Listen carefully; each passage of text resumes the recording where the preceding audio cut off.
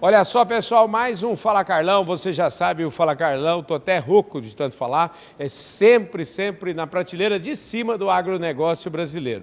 Eu tenho certeza, vocês já viram eu entrevistando aqui pessoas muito importantes aqui do nosso agro com esse sobrenome, Janke, vários deles. Marcos, enfim, Roberto Pai, um monte de gente, todo mundo da prateleira de cima. E agora chegou a vez dela, a Diana Janke, que cuida da comunicação lá da Agrindos, que é dona da marca Lete, e portanto, gente, ela entende uma barbaridade desse negócio de comunicação, porque eles construíram uma reputação gigantesca quando o assunto é leite de qualidade. Obrigado, viu, querido, pela sua participação aqui, viu, Diana? Muito obrigada a você, é uma honra.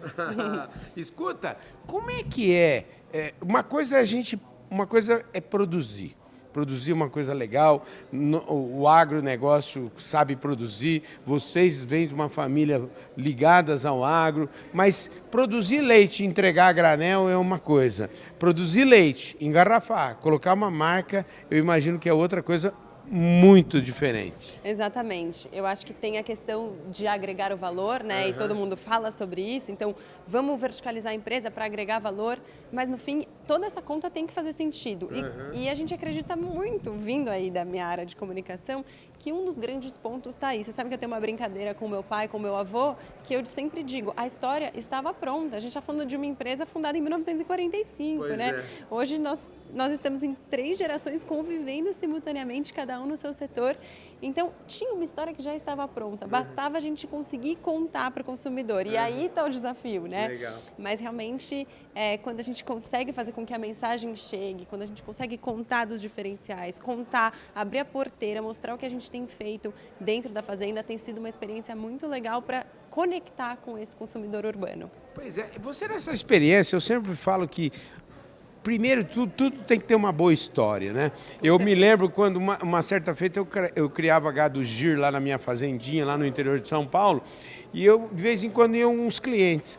Mas eu ia muitas vezes buscar meu cliente lá na beira do asfalto, para ele não se perder, são 18 quilômetros, mas aí eu fazia questão de parar num determinado ponto da estrada e dizer, olha, essa escolinha aqui foi o meu avô que doou para fazer a escola, e eu estudei nessa escola. Essa igrejinha aqui, meus pais casaram aqui nessa igreja, e eu sentia que contar essa história valorizava meu produto, as pessoas ficavam, assim, de certa forma até me conectava mais com as pessoas. É mais ou menos isso que você está falando? Exatamente. Eu digo que em 2018, quando a gente fez esse reposicionamento, esse rebranding da marca, foi um momento que a gente falou, olhamos para o mercado. Eu sempre digo, o mercado de leite, especialmente de leite fresco, estava extremamente estagnado. Então, todo mundo se apoiando muito no fato da tradição. Todo mundo sempre tomou leite, a gente não precisa fazer nada, tá? O consumo está normal. Só que não, a gente precisa fazer muita coisa, né? Então, foi um momento que a gente decidiu trazer esse conceito de transparência radical. Então, de abrir a porteira da fazenda de fato. Se você olhar nossas redes sociais e nossa comunicação, você vai ver que a gente está sempre mostrando tudo o que acontece por trás da produção. Então, você consegue ver onde estão nossas vacas, você consegue entender o que é um freestall, você consegue entender o que é o ciclo virtuoso que a gente faz de reutilizar 100% dos efluentes. E isso você vai envolvendo o seu consumidor e que, no fim, ele já está disposto a pagar mais por um produto que ele tem a garantia de uma sustentabilidade, de um bem-estar animal, de uma certificação. Isso está sendo muito bacana. Eu tenho dito sempre, eu falo que assim, o agro e meus pares e todo mundo tem muitas vezes vamos dizer assim, a gente está cheio de mimimi também, achando que os outros não gostam da gente, uma conversa assim, meio que eu considero que a gente precisa ultrapassar, sair fora disso, porque o princípio básico da comunicação é que comunicação não é o que eu estou falando, mas o que o outro está entendendo.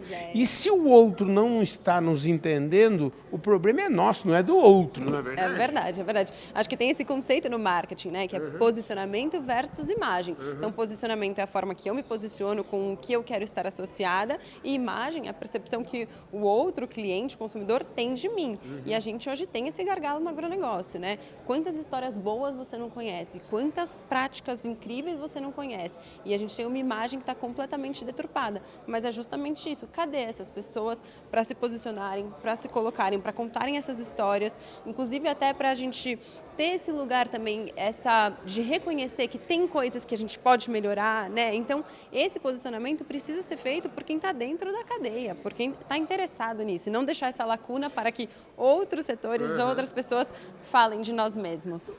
Diana, você acha que a gente comete um equívoco muitas vezes de ficar falando que nós somos os maiores, que nós somos os melhores? Não seria o caso de quem falar isso for os nossos clientes, os nossos amigos, os nossos fornecedores, as pessoas que consomem os nossos produtos? Estava falando agora sobre isso com o João Adrian, porque acho que ele deu uma aula na apresentação dele aqui. Eu acho que é essencial que a gente reconheça que existem gargalos. Acho que existem momentos, sim, da gente bater no peito e ter muito orgulho do que a gente está fazendo, porque, sim, existe isso. Mas é difícil falarmos de nós mesmos, né? Você concorda? É verdade. Então, eu acho que é importante ter esse lugar de reconhecer o que precisa ser melhorado. É muito importante. Eu acho que traz uma veracidade, uma credibilidade muito maior para o negócio. Que é algo que é diário, né? Vamos combinar que se a gente vai melhorando, a gente nunca vai chegar a 100%. Sempre haverá coisas a Com serem certeza. melhoradas, né? E não dá para agradar todo mundo. Acho que é um aprendizado importante. Eu digo sempre também, a gente com a marca, falando de leite, falando de derivados, tem muita gente que não quer consumir. E tá tudo bem, tem espaço para todo mundo. Acho que, por ideologia, a gente precisa respeitar essa pluralidade do consumidor. O que a gente não pode aceitar é uma escolha baseada em mitos, em sensacionalismo, em informações erradas. Agora, uma coisa por ideologia, tem espaço para todo mundo, né? Pois é. Escuta, onde é que, agora falando um pouquinho de você, que a gente já falou bastante do leite. Aliás, gente, eu quero dizer que eu sou consumidor, as boas marcas do Brasil, você está uma das tops aí, né? Obrigada. Então é muito bom saber que a gente pode, cada vez mais eu vejo que também vocês conseguiram, imagino que na parte da distribuição também, melhorar muito. Hoje a gente já consome em lugares mais ermos, né?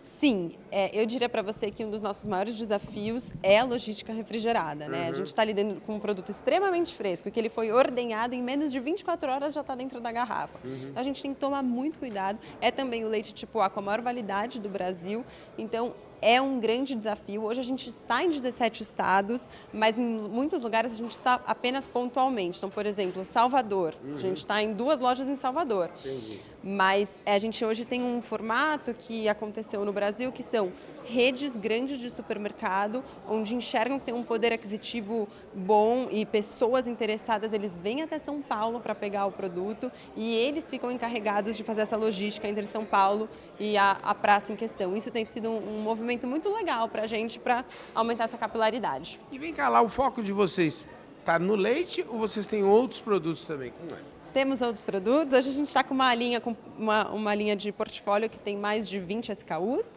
mas o leite é nosso grande carro-chefe. Mas temos iogurte, temos leite fermentado, temos creme de leite, temos coalhadas com sabor, temos queijo Minas Frescal, temos doce de leite, tem de tudo. E vem cá, e todas as gerações estão consumindo isso? Como é que é? Porque falar de leite tem...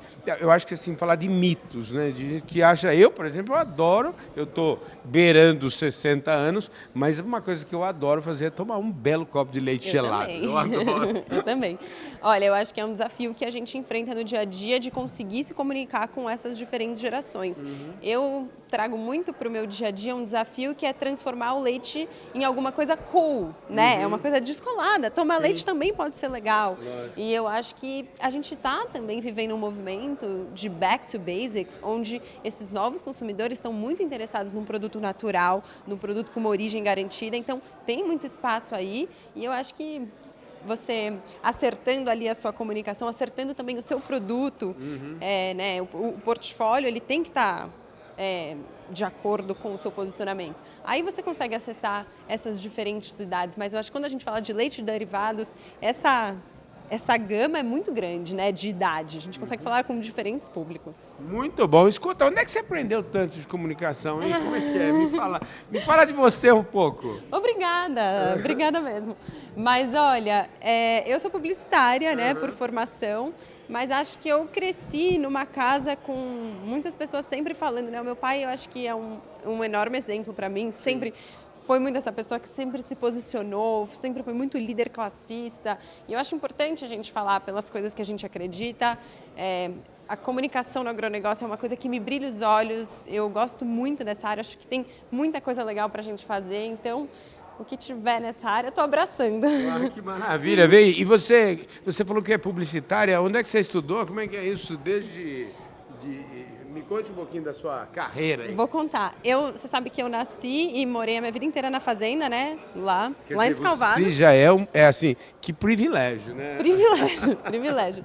Eu sempre falo que morar em fazenda constrói caráter, né? Sim.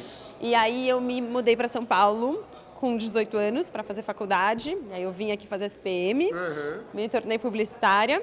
E aí na verdade, eu tenho eu digo que a vida se apresenta, porque eu, na verdade, achava que eu ia trabalhar com moda, não achava que eu ia para o agronegócio. Sim. E aí, em 2018, aconteceu que eu falei, não quero trabalhar com a fazenda, e foi de um lugar muito meu, uma vontade muito genuína, sempre com muita abertura do lado do meu pai, do meu tio, do meu avô, mas foi uma vontade genuína. Eu nunca cresci com a pressão de precisar assumir ou entrar no negócio, então acho que isso foi muito importante. Olha, mas isso foi muito bom para você, né? Porque tá na sua cara, tá no seu rosto, que você é uma pessoa muito feliz com o que você faz, viu? Sou muito. E eu vou falar uma coisa para você.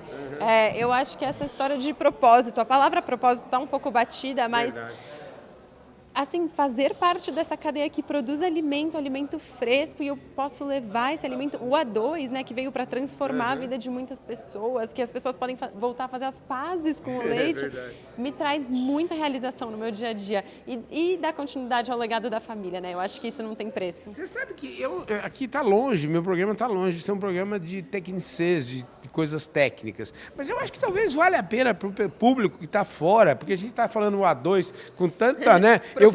Com tanta propriedade. Eu fui criador de gado girleiteiro, que também tem essa questão do A2 e tal. E vamos explicar rapidamente para o público qual que é a história do leite. Eu acho que a gente presta um serviço aí, talvez. Perfeito. Bom, A2 é simplesmente a genética das vacas que faz com que elas produzam naturalmente um leite apenas com a proteína beta-caseína 2. O que acontece é que, mais ou menos 30 anos atrás, um pesquisador na Nova Zelândia ficou intrigado com o fato de que muitas pessoas tinham desconforto com leite.